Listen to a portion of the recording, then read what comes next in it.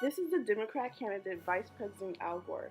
At the time of the election, his campaign promises were to improve educational opportunities, grow the economy, and to work towards safer communities. This is the Republican candidate George W. Bush. His campaign promises for the election were to rebuild Medicare, cut taxes, to invigorate the military, along with a few other things. Bush v. Gore is a landmark case that was first heard in the year 2000 relating to the presidential election. With the results in, there was no clear answer as to who would be the winner of the state of Florida because the perimeter of error for the machine counting of votes. This case outcome determined who would walk away as the next president of the United States. The Florida Supreme Court called for an automatic recall of the ballots because it was an extremely close election. The state of Florida ordered a statewide manual recount, which was in favor of Al Gore. However, reports of widespread problems with the ballots soon became evident, such as the issue regarding butterfly ballots. Butterfly ballots served as a means to help elderly citizens vote for their preferred candidate. The use of butterfly ballots proved to not be an efficient way to vote. Bush and his supporters said that the recounting of the ballots was unconstitutional because it impeded on the 14th Amendment's Equal Protection Clause. Al Gore and the Florida Supreme Court stated that the recounting of the votes did not impede on the 14th Amendment because the Constitution was on their side, and that states are responsible for choosing their electors. Do you believe that a revote was necessary? Yes, I do.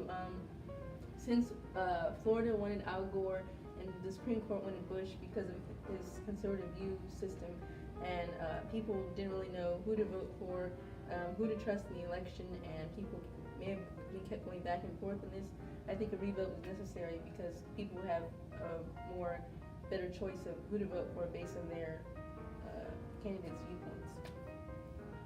Was Florida wrong for allowing certain counties not to vote?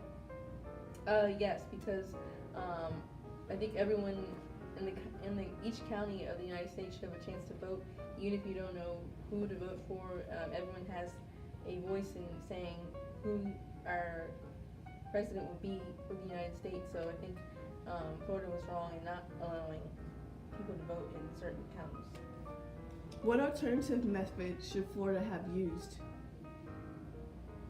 I think that Florida should have either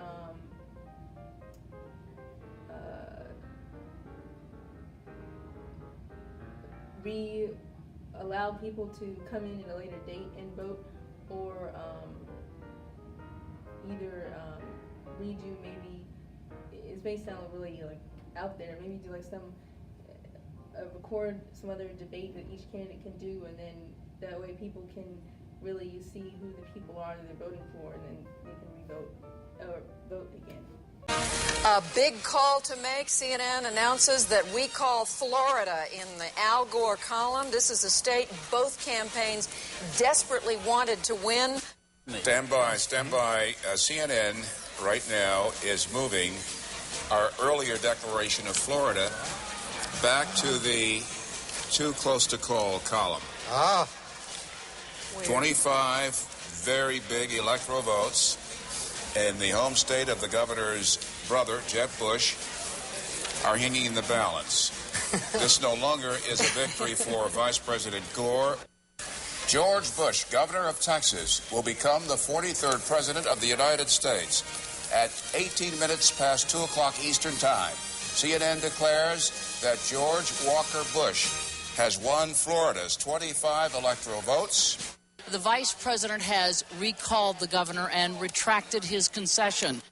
But this race is simply too close to call.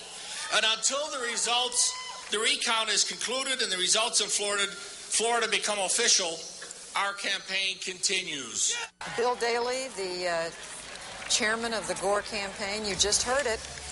We're all, I think we can hardly believe our ears. He said, until the results are official and certified in the state of Florida, we are going to continue our campaign. We hope and believe we have elected the next president of the United States. They're still counting, and I'm confident when it's all said and done, we will prevail. For every successive hour from this point on, CNN will be your network to find out what is the latest on that presidential race. That's right. In the United The 2000 presidential election was the closest in the history of the Electoral College, as well as the first presidential election to be decided by the Supreme Court. The Supreme Court ruled in Bush's favor, selecting him to be the 43rd President of the United States.